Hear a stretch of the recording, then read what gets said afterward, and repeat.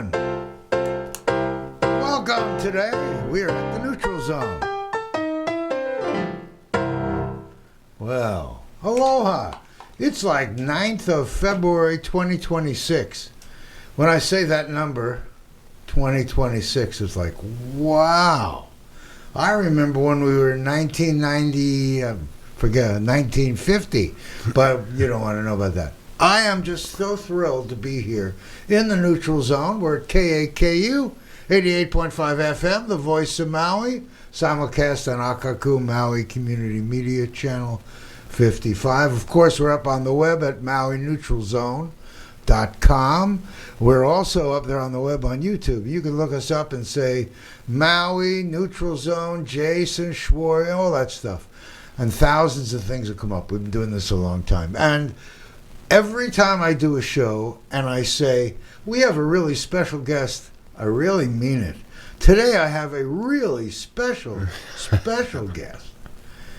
Tom LeNoble, welcome to our show. Jason, it's great to be here with you. I've been looking forward to this. Well, thank you. Tom, I met at Unity Church here on Maui, and there were a lot of nice people there in Unity Church. And as a little bit of time went on, I found that Tom was at least bi-coastal, maybe tri-coastal, because he was at San Francisco, and he was here, and he's going back and forth. And then I heard him one day talking about, his book, and then he said, well, today it's number one in the world on Amazon. And I thought, what? And then I looked at the book title, and I got the book. Many of you know, seeing is one of my big challenges. And so I got the book on Kindle, thinking I'd make it big. But when you have multiple devices, and every time you go back on a different device, it says, do you want to start here? And so I've read the same section at least 3 times. and then I even have a thing that reads to me. But you have a version that is actually I do. It's me. Well, that's probably the version to get along with the book. Title of the book, My Life in Business Suits, Hospital Gowns, and High Heels. Nothing like a 3-word title. My goodness. And that's all you, isn't it? All me. My goodness. Well, I've been reading in the book, and I've been seeing, I don't know how to put that piece together. This book, as I was reading it, I thought, this is sort of like wine. I want to slow down here, and each sip, I want to, taste it a little bit, because it's very colorful. It feels like I'm reading through someone's personal journal, and they're sharing with me the way they feel about each thing as it's happening with them. And it was just, I'm enjoying it. I don't want it to stop, so I'm going to be reading it. But how would you describe the book? What started you on the thing to come up with this? Jason, I hear that from a lot of people. They don't want it to end, but they can't put it down. And people say, I laughed, I cried, I did both at once. I wrote this memoir that crosses over into self-help. I'm a really private man, and I've told all my secrets that I've kept for all these years. And the reason I did it is because who we are today is the sum parts of who we've been throughout our life. And some of those parts in our life we may want to keep private, we might even have a little shame for, or think they're outrageous, or that people just wouldn't understand. But in fact, you wouldn't be who you are today without all those parts. Isn't that the truth? And so I'm sharing all those parts in an effort to inspire and help people see that no matter the challenge in life, you can get to the other side. I like to say, as the book starts out, a quote from Maya Angelou, every storm runs out of rain. And I've had a few storms. Yes, I've already encountered a few. The storyline is your life. Pretty accurate? It's all accurate. And as I'm reading, I'm feeling like I'm in the earlier part of your life. Honestly, you look like a young man, but you're probably similar to my age. As I'm going through the book, I'm realizing this guy's not 30. He's lived a full life. So you're probably like me, one of the upperclassmen here. Yes, I am. I think I'm still hung up at 35 in my head, but I'm 71. Wow, there you go. Yeah, there you go. And yes, I'd like to say that, thank you. I'd like to say that if it ended right now, I got everything I came for, but I'm not ready for that to happen because I'm making more memories. There's 2 more books coming, so. Oh, wow. That's so fantastic. Yep. Well, you're encouraging me. All these years I said, I'm going to write a book. And I thought that I'd be doing it through all these conversations I'm doing here online. But there's something going on in there. I'll tell you, it was really cathartic. It was one of those things that, in fact, after I wrote it, it was so cathartic, I put it in a closet and kind of forgot about it. And then decided a few years ago that I'd either needed to trash it so somebody didn't find it after I wasn't here, or edit it and get it out. And ever since I made that decision, every door could open. I need to write a book about that, about how many doors opened to make this book a reality. It's now won 3 book awards. Wow. And I was just on a billboard in Times Square with it a week ago Friday. Isn't that... Can you imagine? That is something else. Who's your publisher? Self? I'm self-published. How'd you get a billboard in Times Square? Yeah, it's published under Opening Pathways, which is my brand, one of them. And I had some help. It's a great story about how that happened. I had 2 people that support self-publishers that it turned out I had no idea. I was talking to them both, and it turned out they were best friends, had never worked on a book together, and they came together to help me with mine. It was things like that just kept happening over and over again. That and Jack Canfield's one of the top acknowledgments, the Chicken Soup for the Soul guy, and his involvement was amazing. The editors I ended up getting were just kept saying, things from like, don't change the title of this book no matter what anybody says. And I'll tell you here first, Jason, we're even turning it into a 1-person production. Wow. Yep. Fantastic. I'm going to say I knew him when. But then everybody that's reading the book is going, I knew him when, because your stories open up the door. I imagine you changed the name to protect the innocent. I made a rule. If you were dead, you had no choice. You got your own name. Oh. And if you were alive, you got to choose your name. And it was fun because a few people were like, of course I want you to use my name. And then my best friend the day before the launch called me up and said, how are you feeling about sharing all this stuff? And I'd like, this phone call's like a little late. It's launching tomorrow. You could have asked me a little sooner than this. And I said, but there's enough secrets, because they said, how could you have any secrets? I don't know. I've known you 50 years. I said, enough that I changed your name. He loved that. Yeah, it was great. What a great process for you, and amazing, and for all the people out who know you and love you. Yes. So, to say what do you do is sort of like a funny question, because you seem to be, you do whatever feels right in the moment for the next moment. I even recall in seeing you, you also are a coach.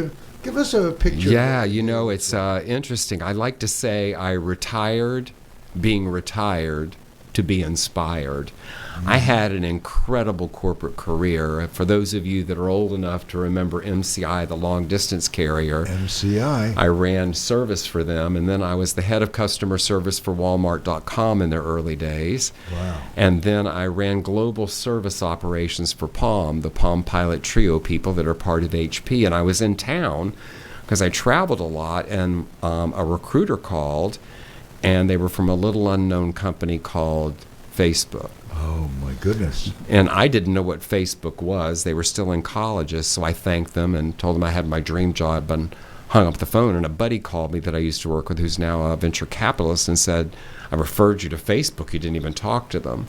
So long story short, and it's a good story in the book, I interviewed with Mark Zuckerberg when he was 19 and ended up going to Facebook. I was in the first 75 employees, I think 57, but who's counting, and set up all their customer operations and a bunch of other stuff. And then I was the chief support officer of a company that's now the backbone of the Geek Squad. I worked at a dating site that Match.com bought, and I managed that merger, a variety of other things. And then I fell in love, got married, and traveled the world, but I knew I had more to share and some wisdom to give back. And so today, I'm a coach, I'm an author, I'm a public speaker. I also have my own podcast, Opening Pathways. I'm the CEO of the Academy for Coaching Excellence, which is a coaching academy that's 22 years old that we train coaches around the world. But my real passion, Jason, is I'm a philanthropist. Oh. And I do everything I do to feed my philanthropy, where I focus on underserved communities, youth in the arts, first-gen students, relevant women issues of today, and some other things that I just feel really passionate about. Well, you know, when I hear philanthropy and I'm listening to your subject, my mind is saying, philanthropy, that means he's a money source. How do I get him to see what we're doing? So how do you find your prospects? You see what impact they're making, or you see what impact they could make? How do you choose? I love this question, Jason, because I have people come to me that will say, when I have money, I want to be a philanthropist. And so it drove me to create a keynote speech that's called the Philanthropic Mindset. Mm-hmm. I'm actually going to be on TV sharing it soon, not just on stages, because what it helps you see is that you can have a philanthropic mindset, that your smile, a hello, or the comfort you give someone is actually a philanthropic gesture. It's not all about how writing checks or your name on a building or going to a gala. In fact, there's much more to having a philanthropic mindset than that. So, but I find things that I'm passionate about, and of course there's a due diligence process, because you want to be sure you're giving it to the right place. But most things that I support are still not getting a lot of funding, like from the government or anything like that. They're in either grassroots or something I just feel really passionate about. But what's required is they're giving it directly to the people that they're serving and not to overhead. And so that's part of the whole mission. Great. Yeah, I mean, as I'm listening, I'm thrilled. So to say that you're philanthropic means you're past the day-to-day needing to worry about money as an income. So you're a free-thinking coach and speaker and author with plans for also I'm sure in front of the camera it's going to be you, I sure imagine. Yes, we've got this show we're planning for a one-person show, and at least in the beginning it's going to be me playing all three characters. Right. And so I'm looking forward to that. And then there's 2 more books coming. I'll tell you about the next one. How about that? Is My Life at Facebook, The Adult in the Room. And the reason I'm doing it is when I went there, everybody was 20 or 21. They had deferred law school, business school, medical school, Harvard, Brown, Stanford, Oberlin. Those are your workers really with you, really bright kids. Wow. And this was their dream job, because Facebook was still in colleges, so they were the one using it. And here I come along at 50, old enough to be everybody's father. So I'm going to tell a fun story about the early days at Facebook through my eyes, being old enough to be everyone's father, including Mark Zuckerberg's. I bet. You're not going to tell it here, you're going to tell it there. So you're ready to buy book 2. Book 1 is a good place to start. You know, I say that as I pick it up, it's just as crazy. I think that the audio version with an accompanying book is really the best experience, because somehow there's something about a physical book that feels good. But for someone that can't read the words when they're small, yes, having it in front of you, coming at you, and in your words, so you give it the personal inflection. When I hear Siri going, doesn't quite seem. Yeah, I have to tell you that story, Jason. They wanted me to wait to do the Audible for a few months, and I said nope. I want it all to go out at the same time, and so they sent me an email, and it said you have 2 choices. We can either send you all this equipment at home, or you can go in this studio in San Francisco. And so I looked up the studio. It was built in the 60s. Jerry Garcia, the Grateful Dead, the Beatles, Jefferson Airplane, all the way to Train and Green Day have recorded there. So I'm going to that studio. Sure. And then they told me, well, Tom, nobody can do this more than 3 hours. It's going to take you like 8 or 9 sessions. And I'm like, they don't know Tom LeNoble. My first session, I did 6.5 hours. I went back a week later for the second one. The sound engineer says, "When are you trying to get this done?" And I said, "Today." He goes, "Today? We've got like 12.5 hours to go." I said, "I'm in. Are you in?" He goes, "Well, why are you trying to do it?" I said, "Well, I'm going to Maui and I'm holding up the book because I told him I want the Audible to come out." So we recorded for 12.5 hours. And I was drinking throat coat tea, everything possible to keep it going. But yeah, it's in my own voice. That really adds so much to the experience. This may sound like a funny request. For those of you who don't know, business suits, hospital gowns, and high heels. Pick a moment, maybe two, that you'd like to share with our audience that I think they would want. Yeah, well, I shared about the business suits with you. You could have heard from what I said. I was an executive at Fortune 500s to everything. And the hospital gowns, what you haven't heard yet, viewers, is during all of this, I've had 2 life-threatening illnesses. The first was, I was told, was terminal, and I've lived, this year will be my 14th year with metastatic cancer. Wow. I've been given 6 months to live 3 times. Metastatic meaning it is traveling. It's in my bones, and I've had enough radiation. You can put me in the corner here, and I can be your night light. And I've been given 6 months to live 3 times, and as you can see, I'm still here. That's part of the everything. Yeah, that's part of the story of this book is how these challenges we get. I like to talk a lot about risk, resilience, and reinvention, and then the high heels. I used to say you need to read the book to find out. But what you're going to learn is there was the outrageous part early in my life where I entered a talent show that turned out to be a career for a while of 4 nights a week, 2 shows a night, traveling around and in pageants and all sorts of stuff. And yep, those high heels were real. So 3 different characters, 3 different parts of my life, and back to what I said earlier. We have those parts of our lives that seem outrageous or even a little crazy, but they're still part of who you are today. A beautiful woman, huh? Thank you. That was a pageant I was in on the cover. I figured it had to be. My goodness.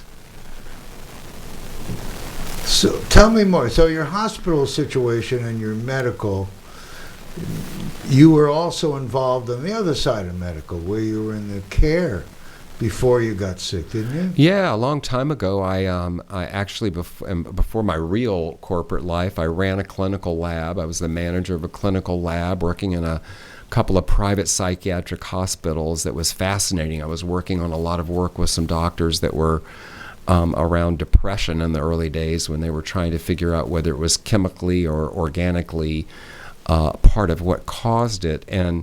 And then during even my illness, I worked in that area. I ran clinical trials in a doctor's office and did some other things. I actually planned to be a doctor, and back then they told me things like the terms they used, and you can't get close to patients, and if you ever meet me, you know that's not going to work for me. And but I think I did okay without that. Yeah, and so you had somehow, when you talk about hospital gowns, you're talking the ride as a patient. I'm talking about the ride as a patient. Yes, I am. I in 1989 was diagnosed with HIV, AIDS, full-blown AIDS right out of the gate, and told I had 6 months to live and to leave my corporate job that I worked so hard and was on a fast track for. And I remember I left that office and I walked to my car and I looked in the rearview mirror and I spoke to that virus and I said these words: if you want to come to my party, you're welcome. If you think you're going to take me out, you're in for the fight of your life.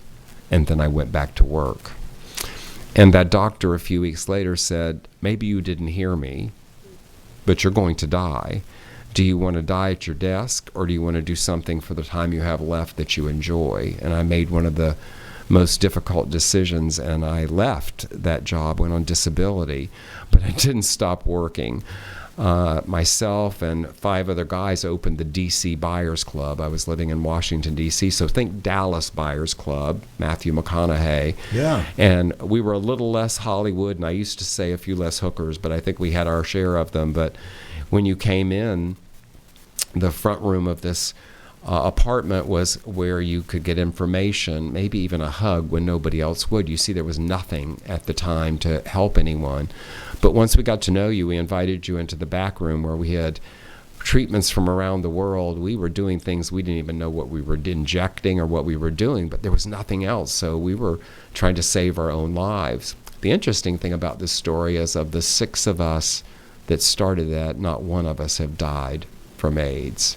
Wow. Which is pretty amazing. And then there's a whole journey. I was executive director of a nonprofit during that time that was focused on kids with AIDS. We wrote the first nutritional standards and ran clinical trials. And then one day I was told, this is the best you get, Tom. And I thought, okay, I have if any of you know anything about it, I had 9 T cells. You're supposed to have like 700 or 800. And I'd named them and given them to people to take care of. And but when they told me that, I think there's this streak in me that is like when people tell me something's impossible, I'm kind of like, watch this. And so I made the decision to go back to work. And not only that, I was in California during the .com madness, and I decided I'm going to go back and work in technology. I had missed the whole internet revolution. I was in downtown San Francisco and got a phone call and was offered this position as an executive at an internet startup. And, I said yes as I felt like I was levitating. And then I looked up and thought to myself, I have absolutely nothing to wear, because you had to wear a suit back then, and there was a men's store not far down the street, so I went and bought 3 suits. Well, the doctor said, it's going to kill you. The disability company said, we're going to give you an extra year. You'll never do this. But I did. I knew it was going to be a challenge. I knew I was fairly bright. The most incredible thing about this story is my health soared. I soon had over 200 T cells, which when you have over 200, there's all sorts of medications you can quit because you're not subjected to opportunistic infections. And I had that great career I told you about, and I was sick the whole time. And, I remember going to a lot of meetings, and my first thing wasn't where do I sit in the room, it was knowing where the bathroom was, because I was on a lot of medications. And at one point I was taking a cocktail of 6 drugs, 6.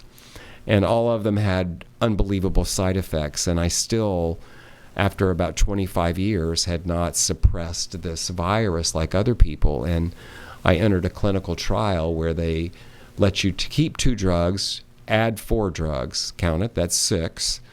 And if that didn't work, you could add 1 more. And it didn't work. I added that 1 more drug. So if you were doing the math, I'm now taking 7 different drugs. But that's when I finally got suppressed. And you heard about the career, but it was hard being sick during that time. Yeah. You know what triggered me when you were doing that story? I'm counting the number of drugs I'm taking now, and I'm somewhere in your category. There you go. But mine's about a heart. I have a high blood pressure reading, and yet every so often when I read it, it's normal, just to confuse me. Check the machine, everything. And they keep adding drugs. Like, at what point do you stop adding drugs? Clear them off the table. Let's start and rebuild from scratch, people. Let's look at this somehow differently. So it's interesting. Yeah, I highly recommend people. I'm not a doctor, so I'm not going to speak to what drugs you should take. Sure. But what I will say is every now and then, take every pill bottle you have to a doctor, because often we have people that are prescribing medication that are different doctors, and while they say they are, they may not be paying close attention to what happens when all those drugs go inside of you and have their own party. Right. So every now and then take all those bottles in and have somebody check them out to make sure that they're not even contradicting including each all other. Your vitamins and things. Absolutely. I mean, when you add them in, they said to me, "You're taking all these things?" And I was trying to supplement with all kinds of stuff.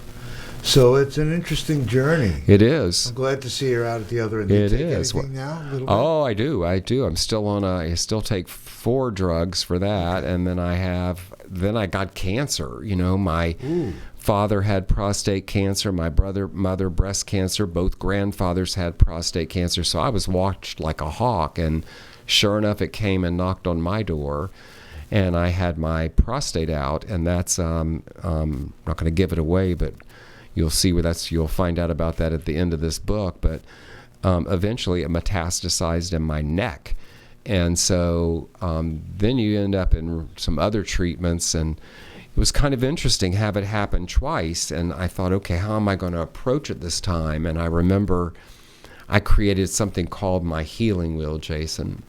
And it was, if you think of a wheel with spokes, there was a spoke for my Western medical, Eastern medical, massage, acupuncture, chiropractic, whatever I was doing. But I was the hub in the middle. I was in charge of it. So I repatterned that and used it again in the cancer journey. And I have an oncologist that calls me a clinical trial of one, because I just don't do what they say. I do a lot of information gathering and research before I just go with whatever plan is there. And that's been quite a journey. I'll tell you, 2 more times of 6 months to live. The last time I remember they came and said, your scans are back. You've got this cancer's back in 5 places. We can't do any more radiation. And they said, you need to make plans. And I chuckled. Now, if you want to shake up a few doctors, chuckle when they tell you you've got about 6 months to live. But you see, at that point, I knew something they didn't know. One was, I had already faced dying. If I was going to die, I had already thought about that and thought through that. And I also knew that maybe that just wasn't true. It seems like I had proved that before. And so I went on a quest, and sure enough, found another doctor that was willing to work with me with something. And while I'll likely have metastatic cancer forever, it's in control. Both of them are very in control today, and I'm grateful for that. I hope that's encouraging to everyone, because it's encouraging to me. That's great to hear. I also, I obviously have a different kind of a path, but I've been also on my own journey. And if people try to kind of track it, they wonder who I am. A lot of people don't really know how many things are under the surface. You like to say, I've heard you say it, who you are today is a reflection of all those things that you've done before. I couldn't be doing all this and talking and all the way unless of the experiences I had. It's so true, Jason. I find with my clients, so many people live in the past, as if you're going to get a do-over, or like you have on your phone when you watch a video and it says you can go back 10 seconds, like you can do that in life, and you can't. And living in the past is kind of a waste of time, because you're missing what's happening right here and right now. And I work with people that have either lost their job, or sometimes it's a CEO that's retiring but doesn't want to retire. And invariably I ask them the question, what was it you always wanted to do that you didn't do? And it's so much fun, because it all foots back to someone told them they shouldn't, they couldn't, so they think they wouldn't. And yet when you see them and they talk about it, they still light up as if it was the first time. And, we get this life, and for whatever you believe the great mystery is when it ends, this is what you've got.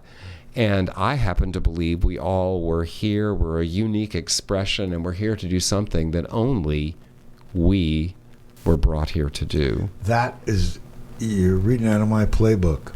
I feel uniquely qualified to be doing what I'm doing and have in mind. And it wouldn't have been but for all these experiences that create the who I am now. So, well, I can see, Jason, just by watching and interacting with you, that what you're doing today brings you joy. It brings you satisfaction. And I bet when you're doing it, you don't think about time. You have to think about how long the show is, but you're not thinking about time and what's next and what happened yesterday or what's coming next week. You're in the moment. Or even if I have questions for you. Yeah, that's the way to be. When I started doing this, I was like, oh no, the guest didn't come. What am I going to do now? I have to talk for a whole hour? Now everyone around me says, will you stop talking? It's like you're on the radio. You're always talking. You never let no. It is really, but being here spontaneous with guests, like, why would I want to lead you when you are an explosion of things to share? Well, that's a good question. I'll ask. What do you want to be sure you share? What do you want to share? You know, I want people to really think about things like, I start out, when you start this book, you're going to find out that I grew up in a shack. We even called it the shack. We didn't have hot water. We didn't have a refrigerator. My dad brought home ice for an ice box. And I remember he boiled the water on a kerosene stove that I could smell today for our baths. And there was a pecking order. My brother and I shared the bedroom. My parents lived in the living room. That was their bedroom. We never saw it as a bedroom. And at one point, I had a grandmother that shared the bedroom with us. She's Minnie Ida in the book, who got messages from the fans. And, you know, when you're a little kid, you don't really understand that because we had a lot of love. So I didn't really think anything of it until I started school at 5. I was one of those. And I remember coming home after a few weeks, and in my little 5-year-old mind, probably different than I would say it now, I looked around that shack and went, yeah, there's something about this is not supposed to be where I'm at and what I'm supposed to be doing. And what a ride I've had, but truly it wasn't. And while we had a lot of love, there was a lot more for me to do in the world than just hang out and live like that in a shack. So I want people to know that anything is possible, just as nothing is certain. You'll read about something in this book that I call terrible gifts. What's a terrible gift? Things happen to us that are terrible. We lose somebody we love. A relationship ends. A pet dies. A disaster comes and we lose our house or something, God forbid. These things happen. We get sick. These things happen in our lives. They're terrible. We wouldn't wish them upon anybody. But what I have learned is whether it's a month, a year, or 5 years, there's a gift from it. It's what I call a terrible gift. This woman I know, she was an Olympiad-level sports person, went in for minor surgery and got MRSA, had to have her leg cut off. Oh. As she's sitting in the wheelchair, she has a walking stick and a cane, and she keeps looking at them and thinking, I really don't like them. So Jason, she went and fashioned her own acrylic cane in her oven in the kitchen, made the handle by wrapping it around a wine bottle. Well, that woman today has a global business making the most beautiful canes and walking sticks for people who need them, so that when people see them, instead of seeing what is perceived as a disability or a handicap, they talk about this gorgeous walking stick. She got a terrible gift. Wow. That's a good story. Fun. So life is that way, but I always see a smile. Whenever I see you, no matter where I am, I can see you're appreciating the moment. You really exude that you're thoughtful and there and positive. How'd you happen to come to Maui? Just happened to all these years? No, about 20 years ago, I went to a wedding on Oahu and Diamond Head, as the way it happens with weddings, and I knew that wasn't my island, and so I came to Maui, and I met somebody that had a bed and breakfast, and she and I have been friends ever since, and a couple years later, she sold the bed and breakfast, and I was trying to, stay at rent stuff, and then I hit my head one day on a roof I was in a garage apartment where the roof was, pitched, and I hit my head, which woke me up. If you're going to keep going to Maui, why don't you buy something on Maui? And so I've been coming here ever since, and it's my second home. I live here and in San Francisco, and I wouldn't miss it. And yeah, Jason, I'm positive and I'm upbeat, but there's a number of reasons I could give you, but one is really basic. You've heard the story, and I woke up this morning. Some people didn't. So why not get the most out of this day? As you've heard, it is more than a blessing that I get to spend each day, and I love what I'm doing. I love what I'm working on, and I love sharing and inspiring. In fact, that's my life work. I'm an inspirator. I inspire others to take action to reach their goals and dreams.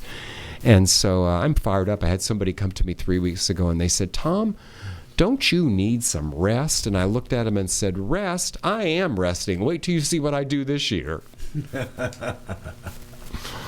Isn't that fun?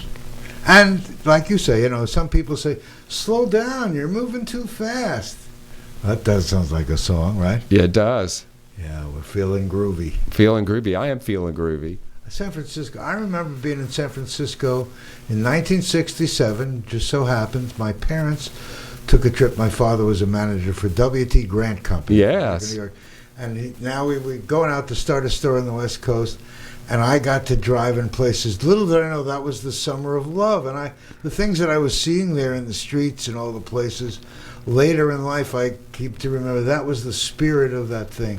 And you live there. San Francisco is, now, it's not a surprise, at least in these books, that being gay wasn't foreign to you in San Francisco. I loved San Francisco. I never thought about gay or anything. Yeah, it's it was the best. Great place. Yeah, we are probably one of the top 3, if not the top, of where whatever your lifestyle is, whatever you're into, whoever you are, you can be there. And certainly there's a community. Yeah, they do. It's a rich, also rich gay life for people with a lot of contributions. And I was just at the reopening of the Castro Theater on Friday night, which is over 100 years old, and they spent $41 million on it to renovate it. It's closed for like 4 years. Somebody bought it, and they had the grand reopening. And what was so moving about being there was the mayor was there, the state senator, the councilman. But what was so moving is when you looked at who was there, it was everybody coming together, no matter who you are, who you love, what you look like, where you work. You were coming together to celebrate something that was really important in this city of San Francisco. And I think we're trying to have our summer of love again. It was a good time, and why not? Why not? We could use a little more love in the world right now. Oh yes. Yeah. You're reading my playbook. Well, that's a good thing. 'Cause it seems that a lot of people, why we have a neutral zone. We all have our different fringe opinions, but when it all comes together, we all feel the same. We all really are one, and we got to express it more. Yeah. I see every day. I know I just can't help it. That's just the way I am. Yeah, and I see the same with you. We're alike more than we'll ever be different. And at Thanksgiving, I was here on Maui, which I had never been here on Thanksgiving, and it just turned out I was. And I thought, well, what am I going to do? And so I brought together 5 people to my dining room table, and I cooked for them. And I chose them because they were 5 people that would never have been at a table together. Yeah. And as I was cooking from the kitchen and watching somebody who owns a business here, somebody who's near the end of their life, an unhoused person, 5 really different people styles, I watched from the kitchen as I was cooking at their interactions, and it proved to me what I already knew to be true. We're all more alike than we'll ever be different. We all want love. We all want to laugh. We all want to be heard. We all want to be respected. We all bleed. There's so much about us. And in this world that wants to divide us, I'm a believer that there's much more about us that wants to bring us together. And I believe we'll find our way to that soon. And from your lips to God's ears. And being that we're all God, we all heard it. We're in it. That's beautiful. We still have a little bit of time. I'd like to dig. Dig. May I dig? Playing Rita. As a little kid, I never had any fascinations with, but my partner Ariel has a granddaughter who used to be her grandson. That alone gives you some notion of where I'm going. This little one was playing with mommy's high heels and dressing in mom, playing with the makeup and everything, and it was trying to be, that's that. No, you can't. No, you can't. And then you merged as time went on. How did that part of you? Yeah, I know you talk about it in the book about the circumstance. What is it that caught your attention Was it from home or Yeah. things around you? I think first it's important for the viewers to hear and understand that it's much beyond someone a feeling. So there are people that are what we hear a lot of drag queens, or hear about cross-dressers, we hear about transgender. These are all very, very different things. For example, I was a theater kid. For me, it was all about the theater. It was all about dressing up and playing a part. Whereas I have friends like this, your partner's granddaughter, that there's something in the wiring that we could use to be a little bit more open to, where it's not about sex, it's about how we feel as gender in our head. It's not about who we desire, who we want to be with later in life. It's really about how we feel who we are, and it usually starts very young. Some people realize it later in life. So I share that with you first. But in my experience, it really was about being a theater kid. These two buddies of mine and I were at this local bar, and we heard they were having a talent show, and we, I'm sure over a few beers, said, why don't we do it? Let's do it and have fun. And so we did it, and there was something about it that I remember thinking, this was a lot of fun. It reminds me of my theater days, and I could probably make some money at this. Maybe not a lot, but enough. I was a college kid at the time, a starving student. And so that's how it all started for me. And then I really got into it, and later in life realized that wasn't going to be the path I wanted to take. But Sure. Rita's made an appearance at the launch party we had in San Francisco, 90 people, the media, everybody was there at the historic Elks Club on Union Square. And I had a famous singer there from Beach Blanket Babylon, for those of you who know, that started out and then introduced me. And I came walking in the back, and that character, and came up on the stage and read some. And then I did all three characters in about a 20-minute period. And I remember thinking when I got through, she still had it in her, and so for me, it's just it's fun. It's an expression, and I think that what I would inspire people to do is to learn a little bit more about it, because we see it, and RuPaul says it often. There are so many forms of drag. Everything that's drag. It's really, we all have things we like to dress up in. We all like to put on something that makes us feel better, that we have fun with. We all have had costumes we've worn in our life. Some of us, our business suit is our costume. Some of us, our hospital gown is our costume. And some of us, it might be a pair of high heels or whatever it is. Again, it's just people expressing, which is different from people who are really going through a transition, that life is, they're not able to live life fully. They're not able to understand what those feelings are. And when they figure it out and start going down that path, they get to do what some of us do every day, is to be able to step into who we are and how we are. And it's not an easy journey. So I encourage people to have an open mind and maybe learn a little bit more about it.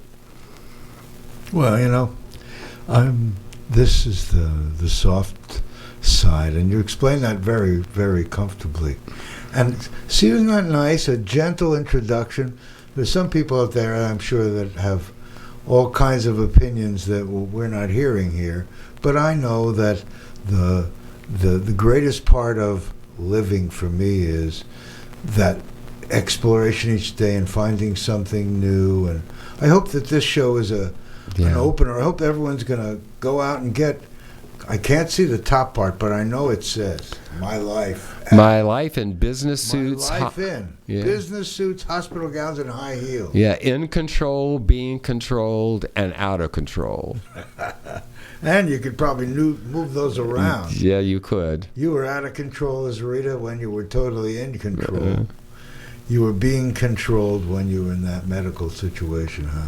Yeah, well, years. I changed that into something, now I manage that. People say, when you go to radiation, aren't you scared? And I go, no, here's what I do with that fear. I could get into the fear and freak out about the outcome and what's going to happen and it's going to hurt. Instead, what I do now is when I have to go, which invariably I do, I look around the waiting room and I spark up conversations, and every time I find somebody that I can tell is racked with fear. Because doctors tell us what's going to happen, but they don't tell us what's going to happen, like when you walk in the room. And I'm not intrusive, but I enter a conversation and I dismantle what they're thinking, their fear, by saying, look, you don't have to take your clothes off. There's this machine that whirs around your body and it doesn't hurt. And kind of share with them what they're to expect. And so I choose to do it that way rather than sit there and get in my own head about what that does to me. Let me be of service to others. I've learned something on this journey. How do I share it with those that might be willing and to hear it? And everyone is usually of what's going to happen to me. And the other thing is you learn frequently that there's always somebody in a situation that will outdo yours. And it keeps us humble and keeps us open and keeps us remembering to be grateful. Yeah, and being grateful is just a giant, giant thing. Absolutely. That's the big one to me. That's the big one. Yeah, I have a big gratitude practice that I do every night and every morning. When I wake up in the first morning, the first thing I do is say thank you because I woke up. I'm here for another day. Just like when I went to bed, I have a practice that involves a number of things, but one of those is thanking I have a roof over my head, a bed to sleep in, and that I'm going to sleep. It's going to be restful. It's going to be renewing and restorative, that I get to wake up tomorrow refreshed for a new day. Good practice, huh? Well, that's very good to hear. I have my own. Mine is I go every day to see sunset with my partner, Ariel, and appreciate beautiful life, beautiful partner, how thoughtful and lucky we are to live on Maui. All the people out there that don't live on Maui, we welcome you to come visit. You're welcome to come. We'd love to have you. Best sunsets ever. Oh, the best. You live up country somewhere? I do. I live up country. I live in up country, and I love it up there. And it's been fun this trip because we needed it badly. But it's been raining and howling and everything, and people come for the sun. But this time it was kind of interesting. It was what I needed. I'm probably going to get tired of it by tomorrow. I'm ready for the sun to come back. But I can hear the trees and the plants and the earth going, thank you, thank you, thank you. We've been waiting a long time. And it feels so cleansing, and you can see everything turning green like overnight. Yeah, but it's been kind of fun being in that environment and feeling that and having that feeling, because we in California, Northern California, experience the same kind of thing where it doesn't rain for most of the year, and then we get it all in parts of the year, and so everything there is turning green, and it's great. I one of my things I will share with you and your viewers, Jason, is the ability for nature to heal us, that getting to nature and here watching sunsets, walking in the park, watching the beach and that environment, that these things. I know back in San Francisco, I have a park and I talk to the trees. I never wear music because I want to experience what I'm feeling. I find that it clears the cobwebs and is a great reset for me. And you're up in that area, a lot of great woods to walk. I love it. I love it. Here too. Here you got to be sure to have the gripper shoes because it gets wet up there on these trails. It does. But beautiful place. I've been here all these years, and I never get tired of Maui. There's always more to explore, and all these years now, after being here 37 years, can't believe almost 37 years. I'm just in a new place in my life. I'm feeling a new thing coming on, a new place. But been doing this a long time. It's now to set a foundation. I've been thinking about doing something to link all the nonprofits more visibly here. And not exactly sure. As I talk to you, I know that I'm thinking I probably have to acquaint you with what this vision is here. I'd love to hear about it. I work with a lot of nonprofits, obviously, in my philanthropy, and speak to them and build retreats for them. And I'm on the board here of a couple, and they're so important. And what they do and who they serve is just so important. So, and it's a hard time for nonprofits right now. There's a lot going on in that area. So I think you're onto something, Jason. I think you're onto something. Because I'm not in my mind, I'm not the doer. I'm the one who spots the relationships and how things can work together in a better way. I think of it like an environmental, economic engine, that it all fits together in such a beautiful way. Could have been started but long ago, but then I realized, wait, anytime I decide it started is when it started.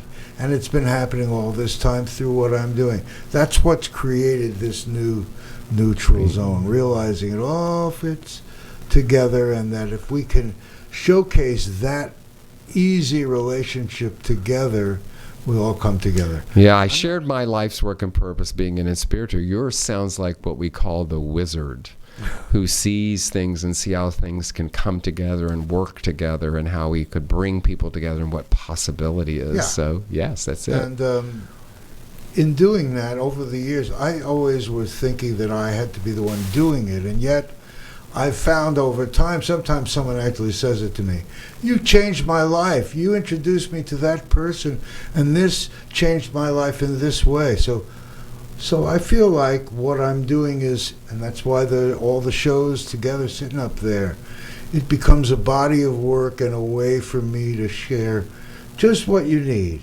Think something, put it in the search engine, see what comes up. Oh, talked about affordable housing on 12 shows.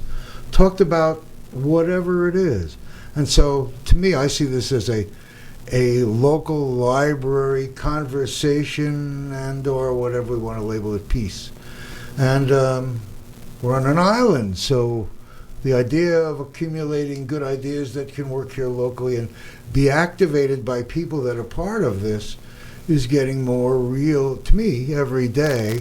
And so that's how I have these shows. I point out people and things. That's why you say I love it, because I love it. And who knows, there may be a viewer out there that shares your vision, that wants to even support you in that. Or sees something and says, wow, that inspires me to do this, or call that people. Call that people. Listen to this. Do we have Grammarly for awkward hosts? Maybe so. I think you might have a book in your future, too. It could happen. Yeah, so many people, that's one tip I'll give people thinking about that, is they think you have to write it linearly, like it has to be in a specific order. And what I found was I just jotted things down as I remembered them, and then later organized them by time. That sparked a whole nother series of remembering things. And sometimes we think we have to just do it really structured instead of doing it in that linear fashion, that there's another way to do it. It's funny that you say that. I asked AI, and I was in ChatGPT, and I said, do me a favor, go to my website, review all the shows, and see what you think are the most common themes, and see if I'm in sync with what's happening. And it comes out with this that made me look like a genius. But there it is. We've been building something that has a chance to keep growing and be more and more valuable as people realize they are part of this. So AI thinks we're on the right track, and I think that the more you'll look, you'll see that we all can be, just let it be part of something greater than yourself. You've been a great guest here today. Thank you. I really enjoyed being with you, but I knew I would. Well, I hope you'll come again whenever. I will. We could talk about AI. Well, we still have a couple of minutes. What about AI? You know, I think that we hear so many things about we're going to lose jobs and stuff, and I think that if you're not looking at AI, you might be left behind. But I think the thing to remember is, I can remember I was at a company when literally the first fax happened, and we stood back as we watched this piece of paper show up in Atlanta that we sent from DC, and we all thought it was magic, right? And then we got came along, and I remember being in service centers that I managed, and we took the paper away and put a computer on the desk. Everybody thought they were going to lose their job. We came along with email. Everybody thought they were going to lose their job. Now we just want to get rid of email. Then the internet, we're all going to lose our job. And I think now we fast forward with AI and many things that have come in between. And I think that there's some thinking that while things will change, and yes, some people may have to look at something new and how they do it, but there's a whole new world of information that creates many opportunities of how we then use that information. I happen to believe there will always be a need for creativity, for the human touch, for how we lead. There will be things that won't go away. But one way to make sure you're prepared for it is to embrace it and learn more about it versus acting like it's not happening or that it's going to go away, because it's likely not going anywhere. Right. Well, that was a great thing to say, because that's what I found of AI. When you stand off and think, I don't want any part of it, like people had said, I don't want any part of a computer. Now, everything in your life is the computer. Too bad you didn't want to be part of it. You lived too long. Embrace it, because the change is happening. And if you don't get close and feel comfortable, it's going to feel like something strange and foreign, when in fact it's not. It can be a great tool. It can be a great tool. Or make it fun. Yeah. Speaking of making it fun, this has been fun. In fact, I hope that you will come back more frequently than not. And, you have any subjects or people you want to share here? Come on. I do. I got a lot I want to share. Yeah, I got a lot to share. Jason, this has been great. Thank you. Thank you for joining me here today. And we have a minute left, which means I'm going to thank everyone, including KAKU 88.5 FM. The Voice of Maui, our host, Akaku, Maui Community Media, and Channel 55. But up on MauiNeutralZone.com, we thank all of our sponsors and supporters. And we thank you for watching wherever you are in the world. And if you're not, we want you to come again. Tom LeNoble, go see his book and read his book. You're going to love it. My Life in Business Suits, Hospital Gowns, and High Heels. And glasses. We are out of here. Thank you, Tom. Thank you. That was one quick show. Were you happy with it?